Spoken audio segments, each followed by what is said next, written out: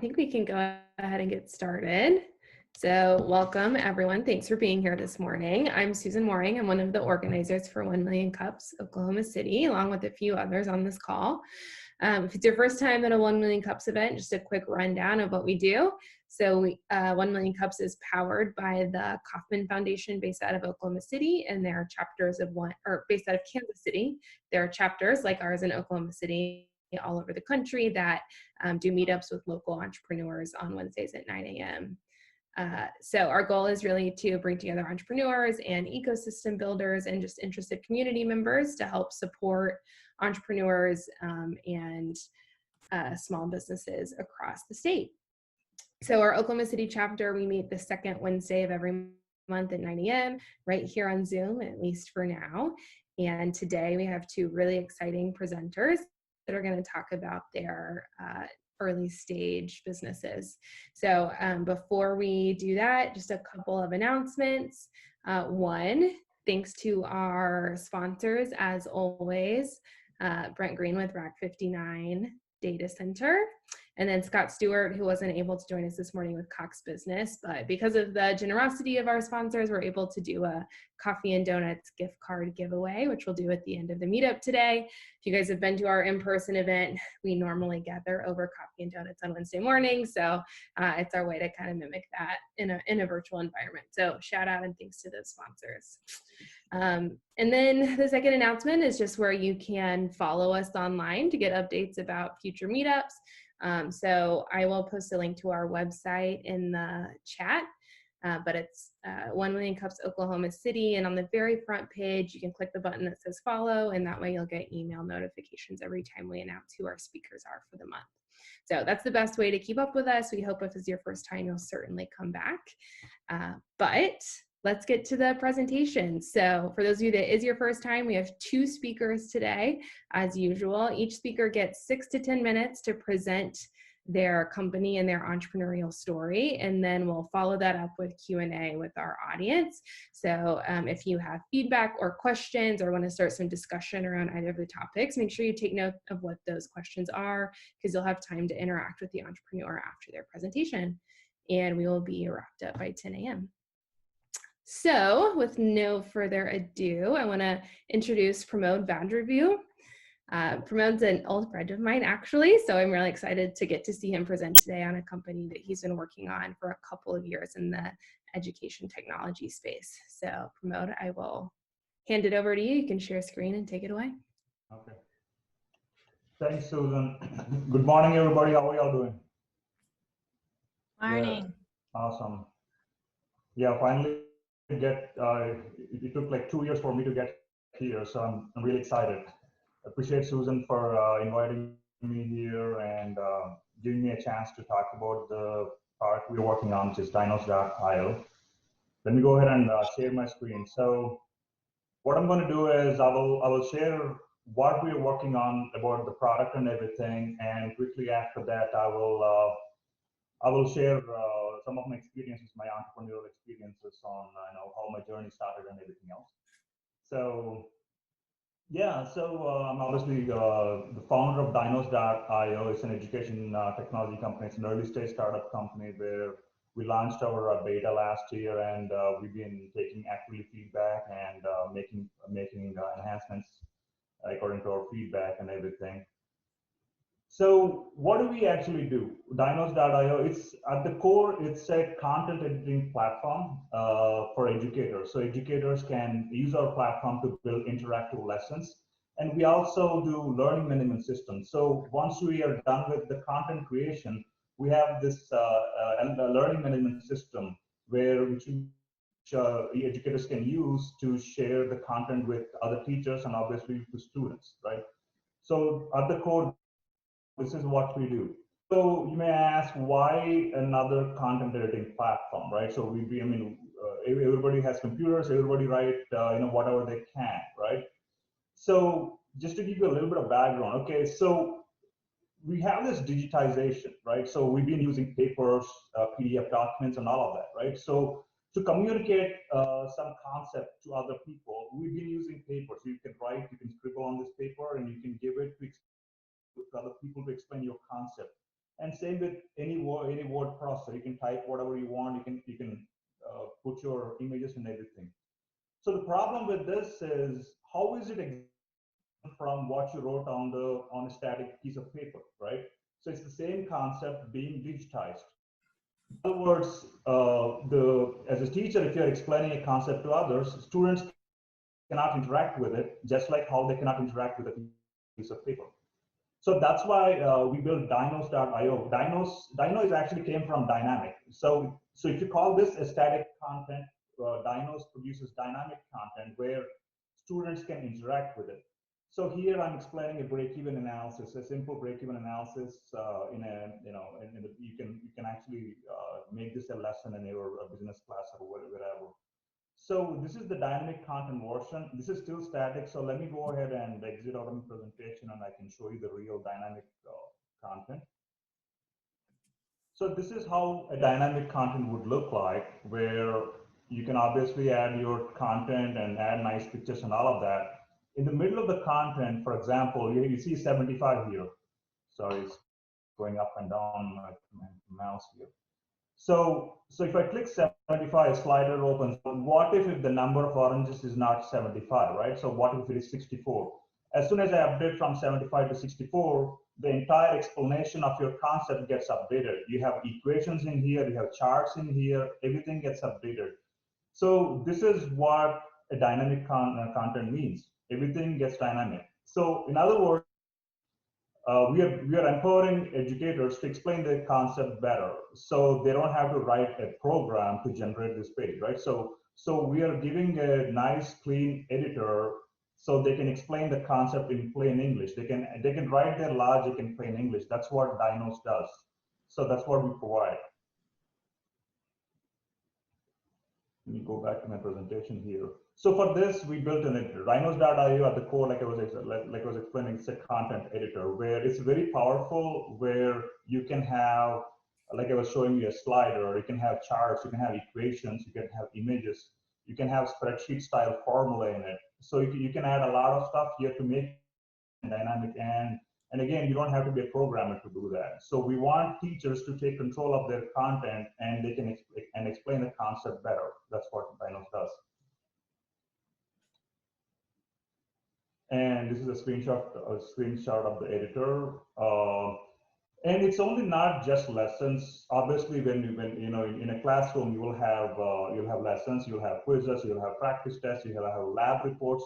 So this is a single editor with which you can do everything with this. So all you have to do is just a flip of a button. For example, you can, any of the fields that you see here, you can collect responses from the students. You can say, yeah, with the flip of a button, you can turn everything into a form, for example, and you can start collecting responses. And recently, we started doing analytics, so you can see what students are doing, how you know, whether they're interacting with your content correctly or not. So you can do all of that with this editor. So what exactly are we trying to solve here, right? So as you all know, the textbooks are very expensive. You know, either either it's digitized content or the regular traditional textbooks. They're all expensive. Even with the digitized textbooks, you get subscription models, right? So it gets expensive, you know, year after year, month after month. So by giving the control to the districts, they can actually, you know, for their thousands of students, they can actually prepare their content and they can share with the students. They have the complete control on that. And moreover, it's a better content. You know, the content they're producing, it can actually improve their learning, their problem-solving ability. So, and it's like I was explaining in the previous slide, it's all they have a lot of control on the content they're producing. It's cost effective, and also it's standards aligned, which means we're in Oklahoma. You can actually pick any Oklahoma standard, state standard, and you can tag the standard to the content they prepare. So the teachers can easily search with that tag. And we actually did some research where this type of dynamic content, it improves their critical thinking abilities. So study actually says that students can learn much faster and better when you have this dynamic interaction. Just imagine this: with a static PDF page after page where they cannot interact with anything. Compare with that, this type of dynamic content, the studies suggest that they can actually learn better. And it's a great way to implement computational thinking. Now, yeah, it of course improves, it actually enhances the teaching also because again, you're empowering teachers with this, and they can create effective content. And with the analytics, let's say if a student is not able to engage with the content, teachers can actually intervene and they can have a conversation with the student, or they can go back and improve their content. And again, our target market for this is 5 to 12, and also higher education. And we have this business model set up like this, where individual teachers can go in and they can subscribe, or districts. We also work with districts or universities to take subscriptions for their schools. And we also talk to publishers. They can actually work with us and become a partner. So together we can produce content for our schools. So this is our milestone map. Last year was a very busy year where we took our beta product and we were actually attending a lot of conferences. We were invited to the South by Southwest in Austin last year, and we had a beta launch at ISTE. ISTE was a conference held, was it in Chicago? Last year we were Philadelphia, actually, yeah. So we went there and we received pretty good feedback. We're also part of AWS EdStart program, and in October, Denver, we were invited to this EdRadar Educa's competition. We were one of the finalists there, and that's when we met a lot of universities, and we got pretty good feedback on what all the gaps. For example, they asked for accessibility, they asked for some integrations, which we worked on, and now we are ready with our product. And most recently, we were awarded school district contract was last week, actually, which is not on the map, in Texas. So we are actually constantly, I mean, by this time, actually, we are kind of ready to start our pilot programs. So this is the last slide.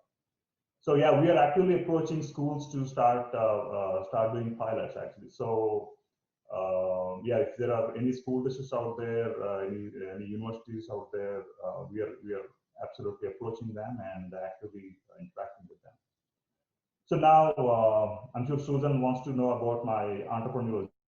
I hope I still have couple of minutes of time. Yeah, you're good, Pramod. Okay, good.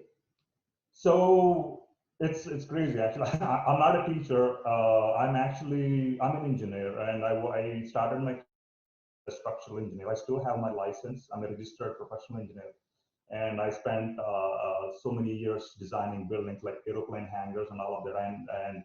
And after designing box building after box, I really got bored, and I wanted to do something different. And I slowly started writing code to design buildings. And in Oklahoma, I work for a company which actually does metal building manufacturing. And for several years, I wrote a lot of algorithms and complex engineering programs. And during that process, I got this idea of creating Dynos. So when I was explaining concept to other people, I felt that there has to be a better way. I was using spreadsheets, I was using Mapcats, I was using emails, obviously back and forth. So why can't we have a single tool which can do all of that? So it has been going in my mind all along, and obviously, I mean, I was actually a good Fortran programmer. I mean, Fortran doesn't go well with the web, obviously. So that's when I found OK Coders, where actually they were actually teaching the right stuff. I would say, the Node technology, you got React and all of that. So I felt it made sense for me to get into the program. Obviously, it was economical and all of that. So I went ahead and joined it, and it was like a switch, since I was already a software developer, and with the web technology they were offering, it actually brought my ideas home. So I can actually use that and also code what I wanted to, and I was able to work with other developers as well.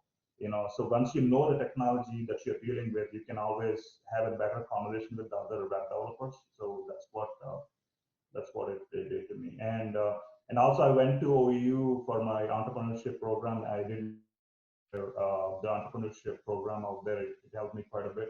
And I one thing where I did the governor's cup and all of that stuff.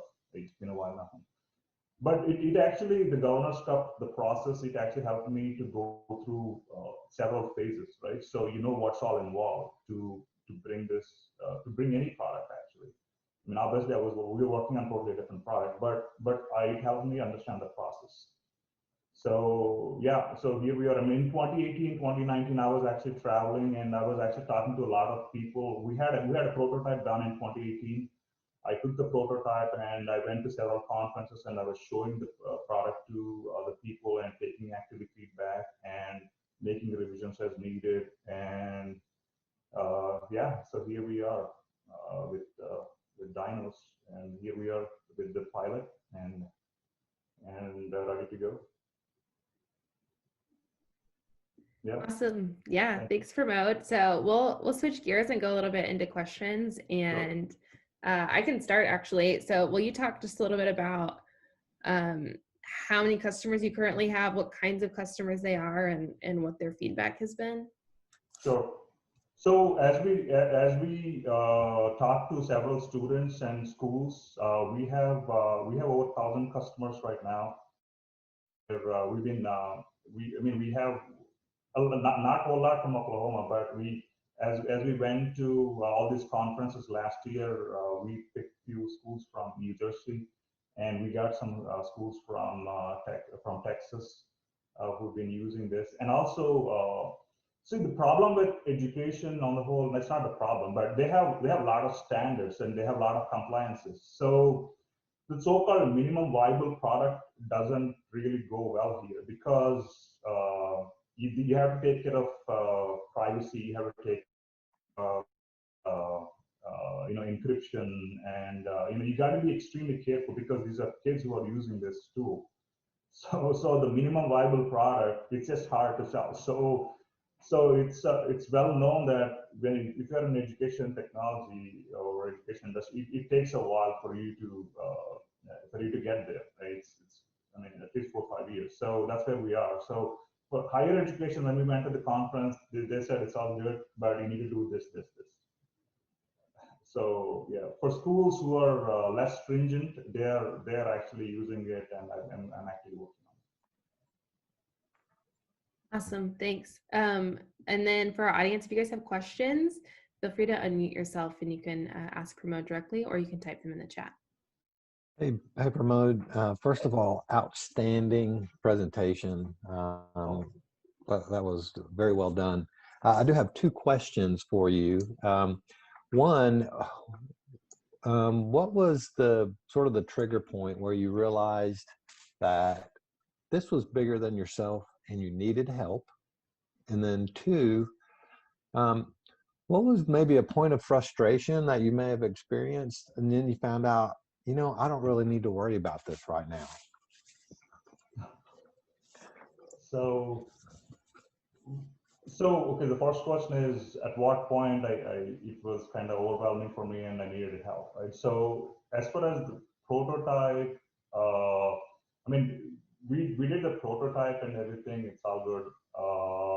Then after that, when I compare this actual prototype with other established products, obviously we are way behind, right? So you got to take care of the real user experience seriously. You got to take care of all the user interface, all the back end, everything. I mean, it's just too much. Like I was saying, I'm an engineer. I'm not a user experience guy. Okay, I'm not a DevOps guy. You need to take care of user experience. You need to take care of DevOps. You need to take care of the front and back end. So many things. Marketing is another beast. So I'm not a very good marketer, to be honest with you. I'm good at programming, but So I mean, it's a lot of this whole roadmap that I had to put a lot of effort to learn new stuff. But there are so many points. I mean, I had to hire a bunch of contractors if it helps you, because I could not deal with some of this stuff, right? Even marketing is another headache really. You know, you cannot be constantly on social media and tweet what you're doing and all of that.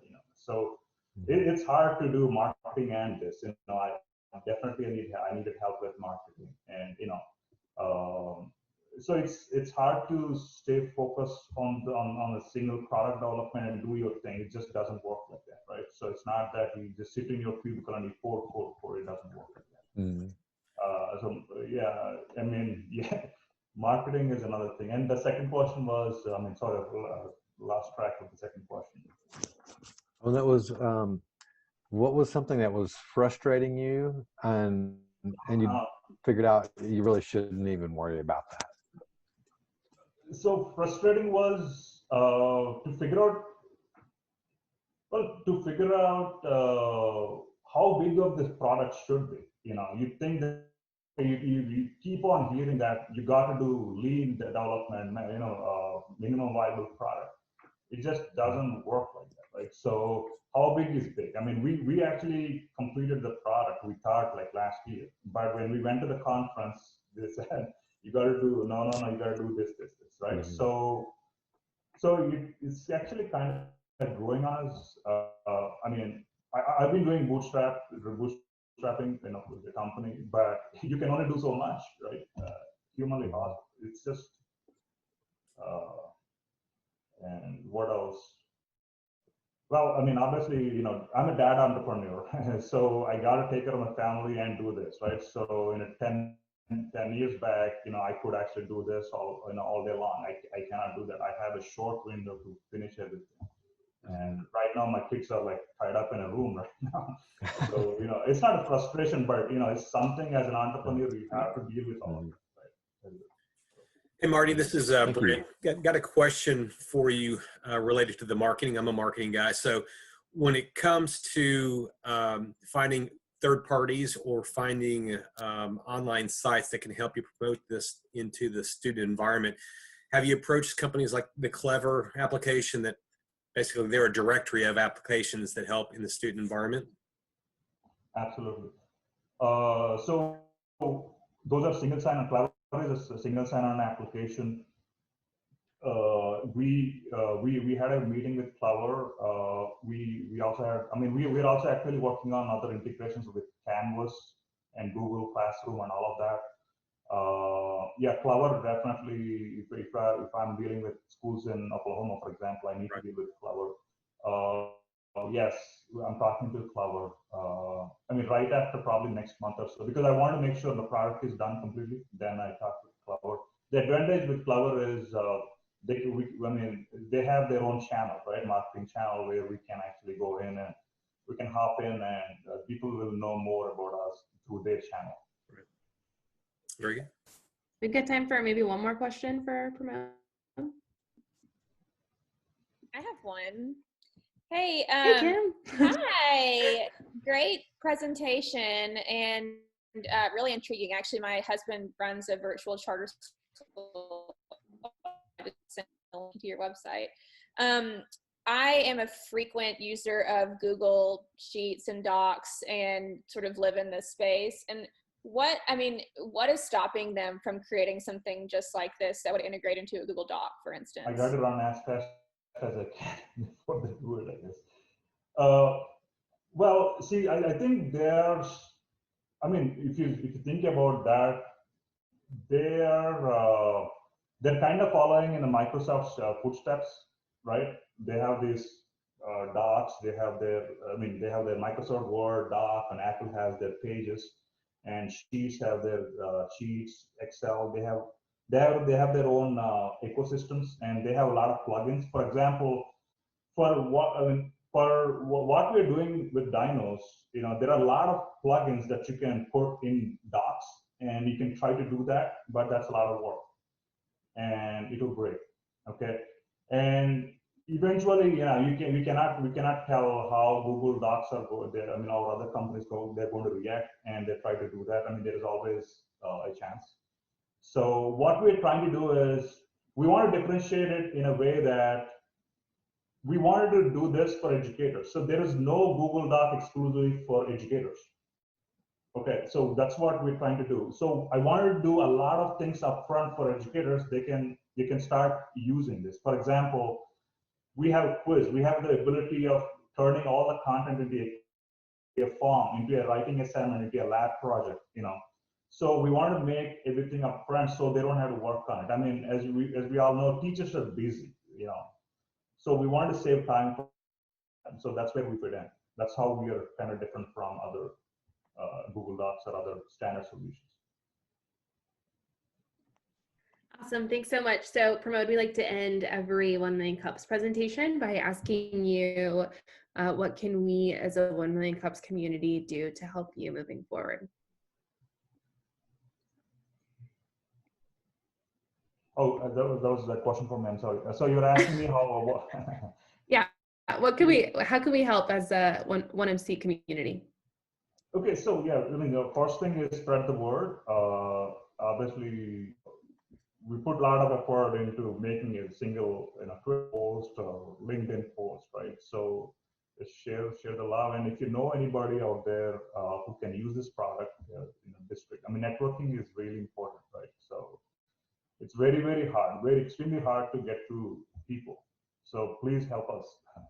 It can be really helpful for us if you can spread the word. Awesome. Pramod, if you have preferred ways that people can contact you if they have network connections or anything, will you just drop that in the chat? Okay, sounds good. Awesome. Thanks. Well, thank you so much. That was really awesome to hear about. I knew 2 years ago that you were working on Dynos, but I had no idea how much progress that you'd made over the last couple of years. So really exciting to hear an update, and hopefully this presentation and community will lead to some connections or other types of help for you guys moving forward. Okay, and now we are going to totally switch gears to our second presenter of the day. Don Smith is here with omega-3 beef, and we're gonna let him take it away. So Don, you can share your screen. Awesome. You're good to go. Everybody see the screen of the great looking sirloin steak there? The idea here is to turn a food that we all love, but we're a little wary of because of health effects, into something that's a health food. And for some reason, there we go. Okay, I want to start out with the concept of what's a serial entrepreneur. And I have a very big dream, and that's to make the world a better place and do it in a way to make money and maybe become more famous. Bigger mountains are harder to climb. I found it takes patience to be an entrepreneur. I've been at this for 12 years, but it takes impatience to succeed. Every single day I'm impatient to make something happen. And as a serial entrepreneur, I've had some big successes and some failures. And if you ask me later, I'll share a few of them with you. The problem I want to solve, and Dennis, my COO, and my CMO, Brian, are on the watch here today. The problem we want to solve is negative health impacts of a global deficit in the intake of the omega-3s, DHA, and EPA. This chart, for example, shows that Harvard recommends in many countries a daily intake of 400 milligrams of DHA and EPA, and only a few island nations, Japan, Malaysia, Iceland, get enough because they're fish cultures. The US is in the middle, like many countries, is deficit by about 50%. Wouldn't it be great if we could add an increment of about 200 milligrams and get us up to healthier? If we do, for example, Harvard Medical School says that we'd extend the average life in America by 2.2 years just by reducing cardiovascular events. But we would also stimulate the growth of development of infants, have higher IQs, a better mood health. And we're working with the Department of Defense, for example, to reduce depression in soldiers and suicides. I want to talk for a minute about my aha moment.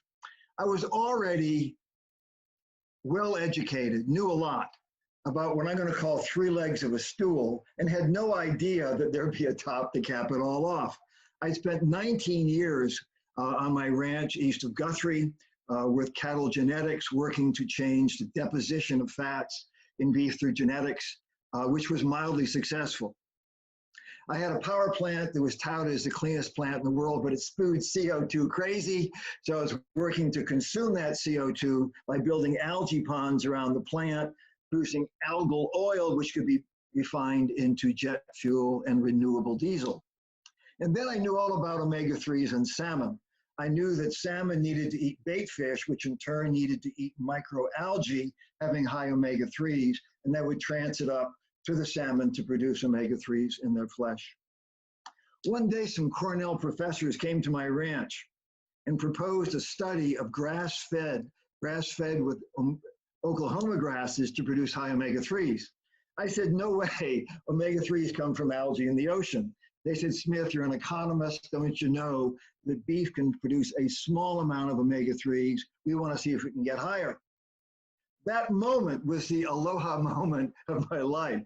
I thought, wow, since salmon get omega-3s from algae, could we find a microalgae to feed directly to cattle where they would consume it and produce omega-3s in their muscle? Professor said, Don, no, that won't work because cattle can consume the bark off a tree and convert that into food. If you feed them algae, it would destroy the omega-3s, turn into saturated fat, and be worthless. I then said, but what if I could find an omega-3, pardon me, a microalgae that had a cell wall, a skin, as tough as a soccer ball or an egg, and that would microencapsulate, protect those omega-3s inside. If they transited to the small intestine, would they be dissolved? Would they be released? Would they be absorbed? Or would they be deposited into the muscle of the beef? They shook their heads and said, that's a long putt. I said, all right, there are 30,000 algae species in the world. I'll find one and see if it works. So our solution would be find an algae with a tough skin to protect the omega-3s, feed it to cattle, and look what we found at Oklahoma State. Our omega-3 beef steak produces 180 milligrams. That's about the 200 we're looking for. Compare that to halibut at 400 milligrams, tuna at 230, and mahi-mahi 120. We're in the sweet spot here. Look at regular beef at 7 is medically significant. And we were able to boost that to 12 or 14, still medically insignificant.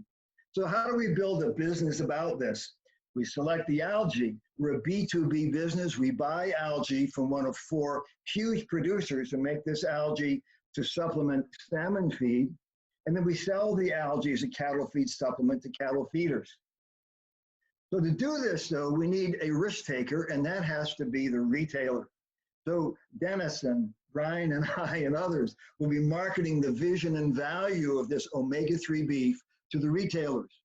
They will make a decision, yes, we want to sell it, order it through their supply chain, and we'll sell algae to the feed yards in their supply chain. Or if that's difficult for them, we'll produce omega beef and sell it directly. We have patented this method, and more importantly, it is economic. We can prove it works, doesn't hurt the rate of weight gain and so forth of the cattle. It tastes great and so forth. The potential market here is absolutely vast.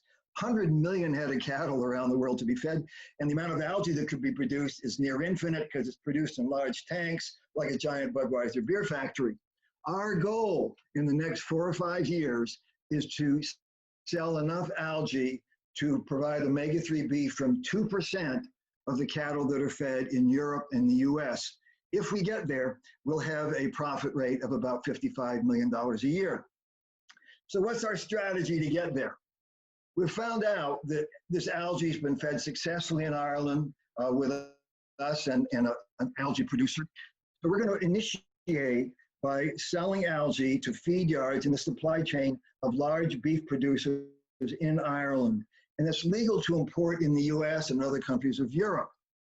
So we're going to launch it that way. We're going to follow, we mentioned Impossible Beef. Impossible Beef, many of you know, is a veggie burger that bleeds. The way they got that going is they went to celebrity chefs and famous name burger chains that had a social media following. They got them to launch it. The social media campaign developed around it, then regular media, and then Burger King adopted it, and now 9,000 of their stores. We're going to follow that model. So how can you help us? You can help us with introductions if you know people at important steakhouses and burger chains locally. For example, Tucker's, The Garage, Johnny's, S&B's, and so forth would be great places to start locally.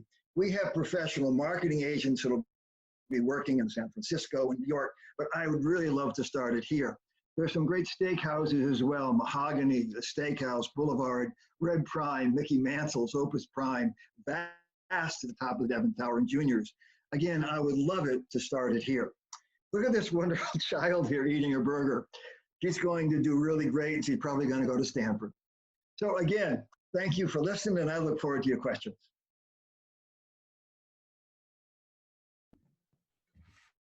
Awesome. Thank you so much, Don. It looks like there's actually a question in the chat already from Haley. How does a cow's algal diet impact the methane production from metabolic processes? Okay, background issue. Cattle's burp. They produce methane, carbon and free hydrogen combined to produce CH4. They burp it. 70% of what they release comes out the front. And the average cow produces as much negative climate change impact as the average Range Rover. The CH4 is so much more polluting, 25 more than CO2. The answer is we have another algae called Asparagopsis that we're working with, and that contains a bromoform that prevents the combination of carbon and hydrogen, reducing the CH4 emissions. And the energy that stays in the body of the animal makes it more efficient to feed. Okay, I have a follow-up question on that. Could that secondary algae, is that something that is also proprietary to you guys that you could sell additionally, or is that something that's mainstream in the industry? Great question. The first answer is no. Second answer, maybe. Somebody else invented this, not me. And it's been patented by some gifted people in Australia. If they add, say, 50 cents a pound cost of beef to have it not burp as much, that's a public good. It's like buying emission control on your car. It helps the people behind you, and people are less likely to buy it. There's no private benefit.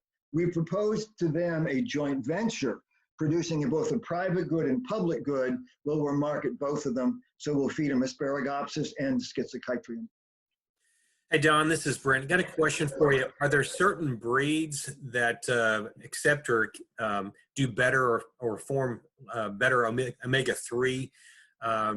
First, and the second is, will you guys be able to produce the algae that can be sold on a smaller level to some more of the boutique type producers that are smaller ranches that do more organic or grass-fed, that type of? Got it. The answer is it works equally well on all breeds. It depends on what else the animal's eating. In the beginning, by the way, I was feeding so much to cattle at Oklahoma State, they stopped eating in the feed yard and lost weight because it was high fat. So we have to know what else the animal's eating, so we feed enough of fat in the algae that it works great. We know how to do it. I have a computer model. But that issue there. The other side of this works better with grass-fed and organic beef than it does with corn-fed beef, having to do with the pH in the stomach and the type of microbes. So we want it everywhere. We want it in every burger, even at Eskimo Joe's in Stillwater, but we want it with exquisite grass-fed beef and so on. So it works across the board. Hey, Don, it looks like there's another question in the chat. Have you looked at if there are carbon credit offsets that can be utilized by purchasing your feed supplements, maybe in California to start? Yes, there will be, not for the healthy beef, but for the reduction of CH4 emissions. Yeah, those will be available in Canada and some other places.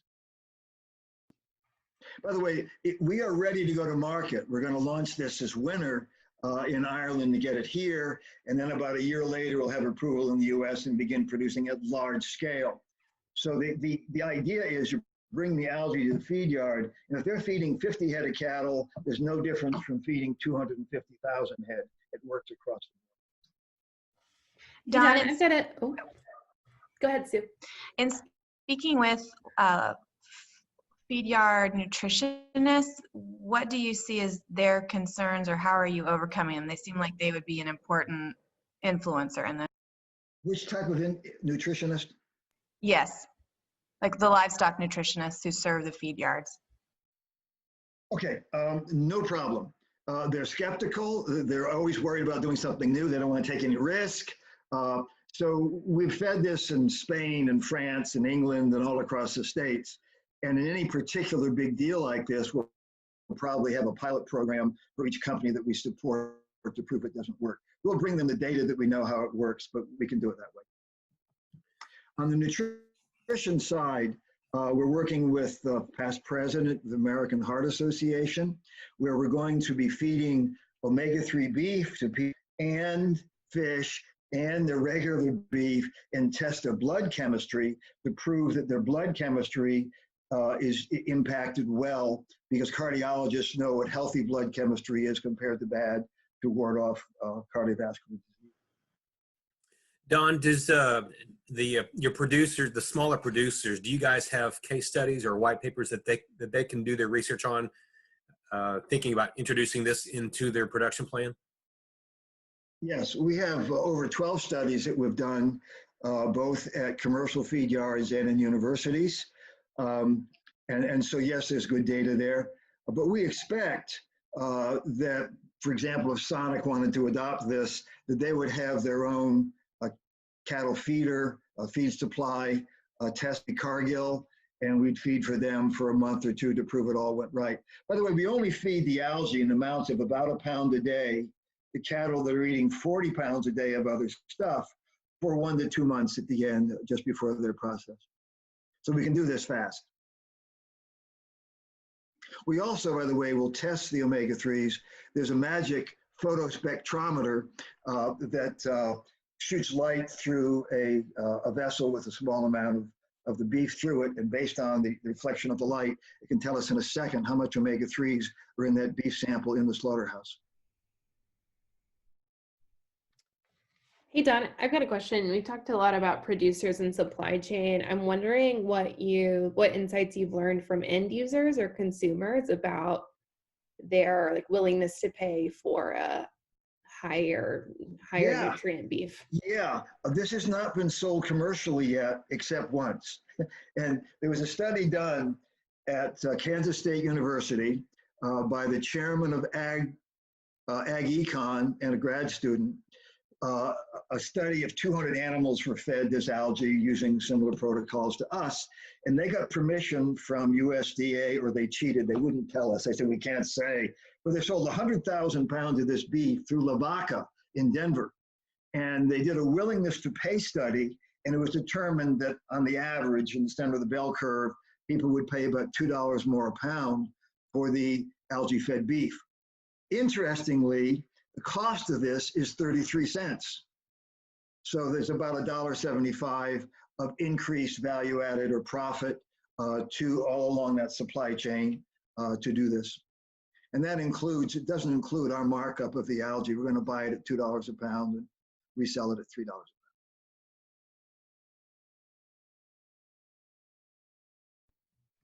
Great. Any other questions for Don?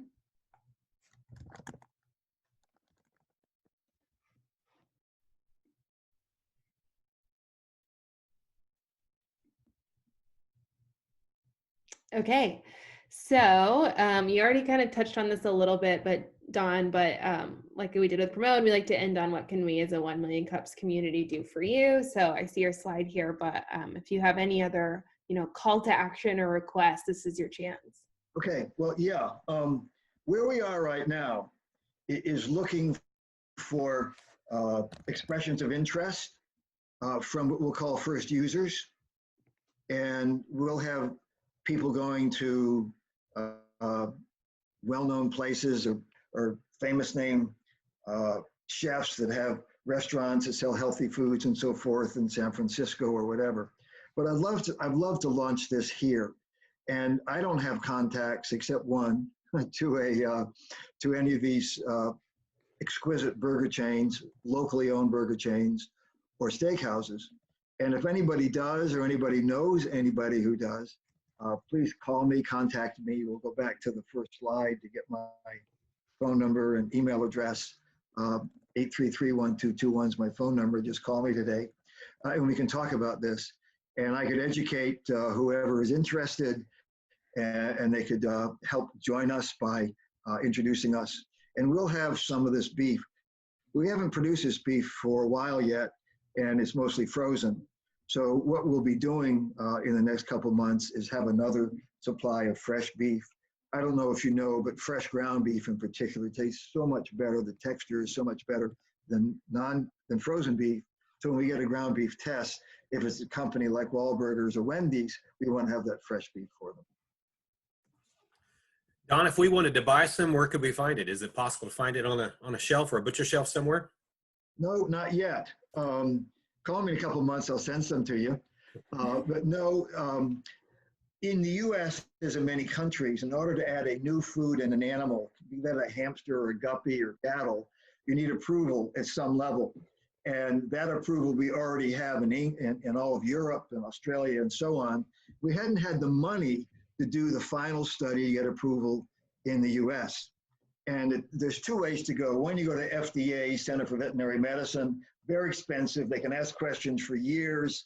Companies like ADM that we're in league with here go to the GRAS approach, generally recognized as safe. And if you hire a panel of experts who review generally accepted information, public information, they can declare it safe.